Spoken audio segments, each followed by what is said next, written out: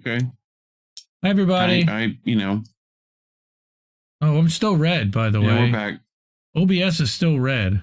So we may just lose this thing again in about a minute, for all we know. I'm going to keep trying, and I'm going to hit record now so that we're going to keep going, and we're just going to go. So if it crashes, it crashes, and I'm sorry, and we'll see you at midnight for boats. And if it doesn't, great. So, getting back to, I was about to show you guys drone footage, overhead drone footage from the Grayzone and of what Gaza looks like right now that we got from a Palestinian journalist there, independent. So, right. Let's go there. Give everyone a chance to come back. We got 3 people here now. God damn it. This is such fucking bullshit. So annoying. And now I can't even... I have to get a YouTube link for Widget so that I can even just look at chat. I know. Sure. I need a minute, guys. I need a minute. I'm pissed off about the stream. Well, don't be. Ah! That totally helped, didn't it? No. Okay, well then don't do it. All right, so now it's not even loading. Great. What's not loading? Widget? Yep. Oh. That's awesome. Okay. Well, it's because it's this stupid YouTube live thing versus, you have to go to the fucking browser and they change the stupid URL to actually say watch instead of live because YouTube are fucking idiots. Fuck you, YouTube, for that bullshit, by the way. Fuck you, YouTube. Welcome back. Yes, we're here. My fucking dumbass fucking computer crashed again. These fucking assholes at Optimum that don't know how to get their shit together. It was down for a day and a half? A full 24 hours, these fucking assholes. All right, let's watch this shit. Yeah. This is what remains of the El-Zara neighborhood southeast of Gaza City. This drone footage shows you what it looks like after days and days of Israeli bombardment. To be sure, this is just a small slice of the destruction Israel has wrought on the northern Gaza Strip, where 1.1 million people have lived, and where some 60,000 residential structures have been completely or partially destroyed. Jesus.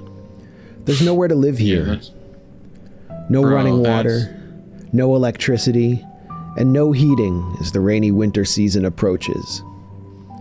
And the Israeli military has vowed to shoot anyone who attempts to return home, declaring the area a closed military zone. Israel has killed over 8,000 children and women in the Gaza Strip since war erupted on October 7th. Not even war, it's a massacre. When this footage was taken during a temporary ceasefire in late November, Israel had killed a total of around 15,000 civilians. Like, you've got, just in this shot alone, which it zoomed out, there were more. 1, 2, 3, 4, 5, 6, 7, 8, 9, 10 buildings leveled. 10 big buildings just destroyed, brought to rubble. Yeah, each of those look like an apartment. An apartment averaged 2 to 3 people per.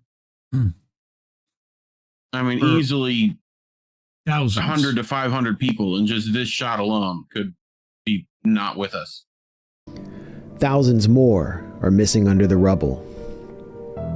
According to the New York Times, the rate of death during Israel's assault has few... I mean, look at that. Yeah, 2, 4, 1, 6, 2, 3, 4, 5, 6, 7, 8. 10, 12, 14, 16 just in this shot. Yeah. Plus you got this building is standing. You got a few buildings that are standing around it, but not much. Right, but that's, you average per, hold on, 1, 2, I'm counting rooms. 1, 2, 3, 4, 5, 6, 7, 8 by 3 times 3 precedents in this century, as civilians are being killed at a historic pace. Iraq Body Count, an independent British group, found that more children and women have been reported killed in under 2 months than the 7,700 civilians killed by US and UK forces during the first year of the invasion of Iraq in 2003. The Euromed Human Rights Monitor found that during the first week of conflict, Israel killed 14 civilians per hour, transforming vast swaths of the besieged Gaza Strip into uninhabitable hellholes. Israeli Heritage Minister Amichai Eliyahu has said that one way of dealing with Gaza's population was to kill them all with a nuclear bomb. By late November, Israel had dropped over 40,000 tons of explosives on the densely populated Gaza Strip, far more than the equivalent of a single 20-kiloton nuclear bomb. The footage that you see was taken during a ceasefire. According to Politico, there was some concern in the Biden administration about an unintended consequence of the pause in fighting, that it would allow journalists broader access to Gaza and the opportunity to further illuminate the devastation there and turn public opinion on Israel. So far, foreign journalists have been blocked from receiving unfettered access to the Gaza Strip.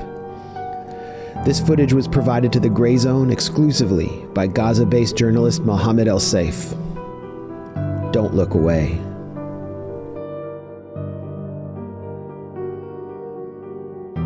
Those are clearly apartments.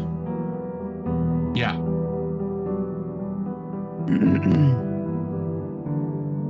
That's heartbreaking. Support the Grayzone. Mm-hmm. Support independent media. And like, did you see in any of that footage, did you see any military presence in those buildings? They don't need any. No, but I'm not saying they do, but I'm saying that's what they're going to claim, is that they were attacking for military targets. Well, no, I didn't see a single sign of military presence in those buildings anywhere. Well, not now. They've cleared everything and they've cleared the area, an abandoned ship. Yeah, but I'm saying, right, but I'm saying in those buildings, like there was tons of rubble and signs of life and, beds and blankets and kitchen appliance. And I didn't see any, ammo cases, rifles. Well, no, that's all in the tunnels, man. Don't you know? Don't you know? Mortars. Oh, man. Like I didn't see any of that to think that if there was any terrorist cells there would be clear evidence of that. We're going red again. Oh, man. Like there's just the buildings are leveled. I think we're done. Wait. So please don't tell me we're done. No, we're still here. Okay, everyone. Thanks. We're green. All right. Yay, we made it. All right. So I got two more stories. No, one more story. And this would be the Roger Waters story that I can't believe I even have to tell this story. This is unreal. So like I said earlier, hey, did you know, hey everybody, did you know that Roger Waters is 80 years old and still touring and still a fucking rock star? Wrecking shop out here. Love that dude. So what's happening to Roger Waters? Just like a lot of people who are questioning Israel and challenging State Department narratives, censorship campaign against him intensifies on his Latin American tour. How? Well, this one's unreal. So we know that this is not a drill. A lot of people have in this audience actually have been to see this show, like Colin, INN's Colin, and I know Misty went to a couple of them, and she even set up a table at the one in Cincinnati. Put that on the soundboard. What's that? Colin, are you there? But following 7 concerts in Brazil at the end of October and beginning of November, several hotels in Uruguay, Argentina, and Colombia canceled reservations made for him and his band. Why? Yeah. Well, he claims this is the Israeli lobby throwing its weight around. Wonderful, wonderful. Uh-huh. In Uruguay, Javier Milei is definite friends with them over in Argentina. Well, we'll start in Uruguay. The campaign against waters was led by the Israeli Central Committee of Uruguay and the Jewish NGO B'nai B'rith. And if you read One Nation Under Blackmail by Whitney Webb, you'll learn about the salacious beginnings of B'nai B'rith. We actually read a half of a chapter, a half of something 2 years ago on the show. It's like the last time we actually read Whitney because she just goes so deep. I was almost going to read the Binance article today, but yeah, she no one cares about that. No, she goes long. Well, it's not that no one cares. It's that it takes a long time to get there, and there's so few people at this point that are invested in the whole crypto world that I don't know. It's not where my head is, and I know. Whitney, the way it works with Whitney is you'll go 6 months back, 6 months from now, and be like, oh, that's why she was talking about this. That's usually how I find Whitney working. So, yeah. But we know that B'nai B'rith, in an email to the Sofitel Montevideo Hotel, their representatives wrote that Roger Waters is a misogynist, xenophobe, and anti-Semite who takes advantage of his fame as an artist to lie and spew his hatred against Israel and all Jews, which is not true. Sure.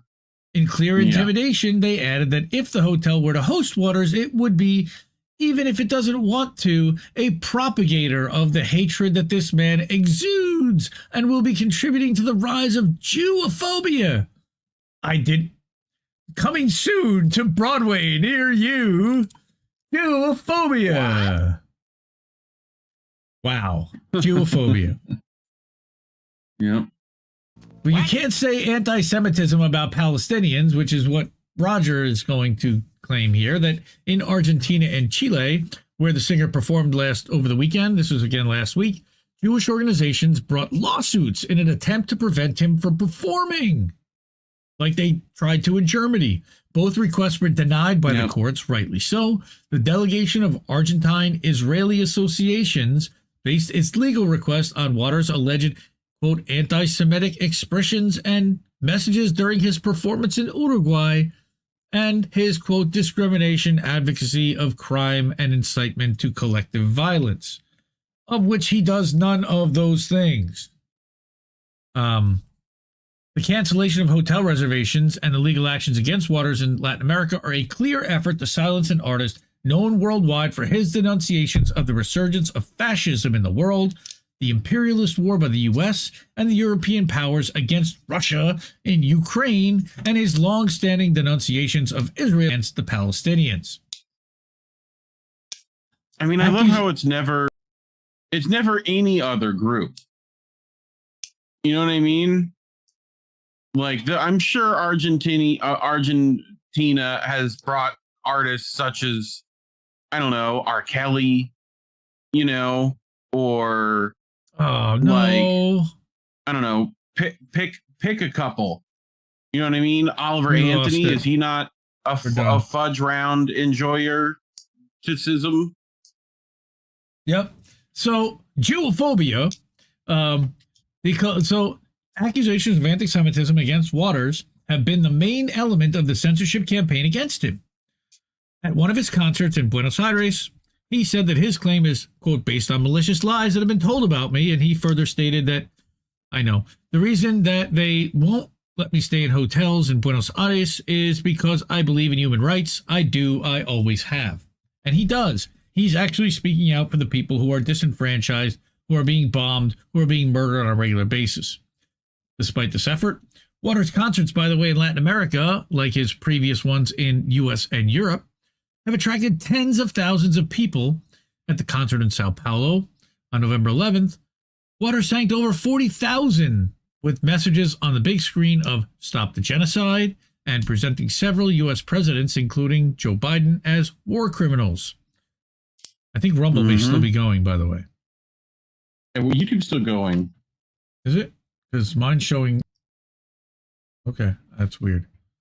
Good. I'm seeing it now. You're at Stop the Genocide. Great. In an interview with TV Brazil on October 25th. On October 25th on TV Brazil, Roger had declared his resolute opposition to the oppression of the Palestinian people, saying emotionally, "It's extremely important to resist and say no more genocide." I'm almost crying here. My heart isn't here in Brasilia, it's there.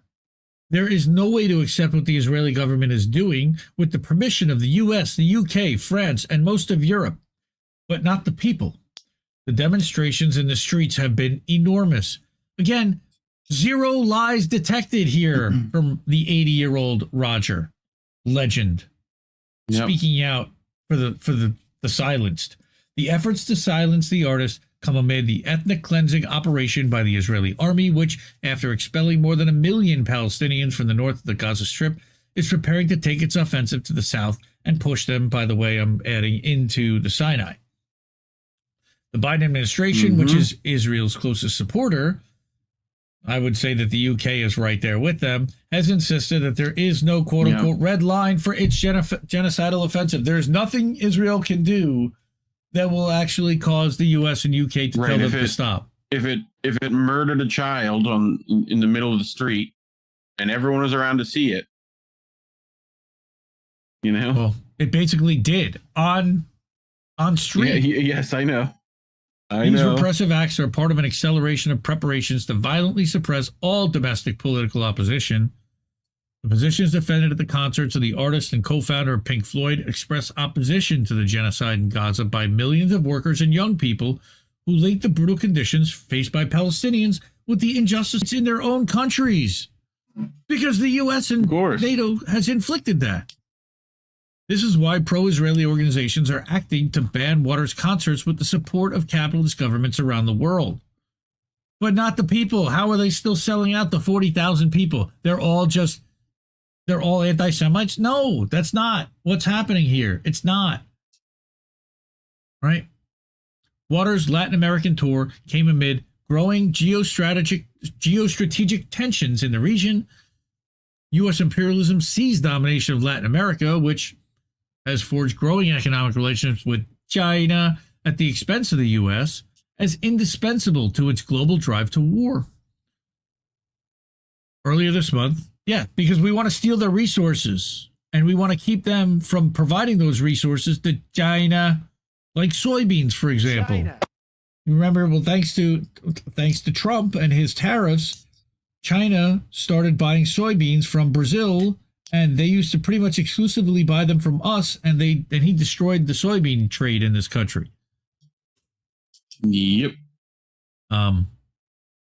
Earlier this month, this was expressed in diplomatic provocations staged by Israeli government with the full support of the Biden administration against the government of Brazilian President Lula, which we know, with the aim of pressuring Brazil to align itself with the war against Gaza and the U.S. war preparations against Iran. Also trying to get them in line on Ukraine, and Lula has slowly bent the knee over time. Despite the criticism of Israel's war on Gaza by nominally left-wing presidents in Latin America, including Colombia's Gustavo Petro, Chile's Gabriel Boric, and Lula himself, they have played a politically criminal role in covering up for the Biden administration, particularly its unrestricted support for Israel. Who better to hold Biden accountable than the people that he's propped up over time? If they're not going to challenge him on genocide, we know what's going on. Significantly, none of them has spoken out against the censorship campaign against Roger Waters in Latin America. Well, we all know who they serve too. In Brazil, this had already been anticipated by the Lula government's response at the end of May. Now, they did not ban, by the way, him from his hotel rooms. That's the one country. He was actually staying in Brazil and flying via helicopter into those other countries to perform for that day. Yeah, which is a whole other money. Which is a whole other customs headache, by the way. Right? Of course, it had already been anticipated by the Lula government's response at the end of May They had a petition to prevent him from entering Brazil, which was signed by a representative of the Israeli Confederation of Brazil. Notice they have offices set. Israel has offices set up in every country around the world to ensure that their narrative is followed. It's really fucked up. Lula's justice manager, Flavio Dino, reportedly assured a member of the Supreme Court that Waters would be arrested if he, quote, wears a Nazi uniform at a concert in Brazil. Waters has used this character in his performances over the last 4 decades to denounce fascism, but it has been deliberately misrepresented, even as ruling class circles themselves turn toward fascism in response to the growing opposition in the working class. I think they don't want him letting their secret out. Even though they all watch the wall. They don't want him letting their secret out. This is what they're doing. Since this episode, representatives of the Lula government's Justice Ministry have held several meetings with the members of the organ, which has been carrying out a sordid campaign to equate anti-Zionism with anti-Semitism. Wow, they might as well be lobbying U.S. Congress and silence opposition to the Palestinian genocide. Last week, CONIB obtained an injunction ordering the deletion of several social media posts made by Breno Altman, himself a journalist of Jewish background who's a member of the PT and a critic of Israel's actions on Gaza. Because they don't have free speech laws. Right, self-hating Jew. Or just like me. All Latin American governments work under the fundamental premise of defending capitalist interests, and big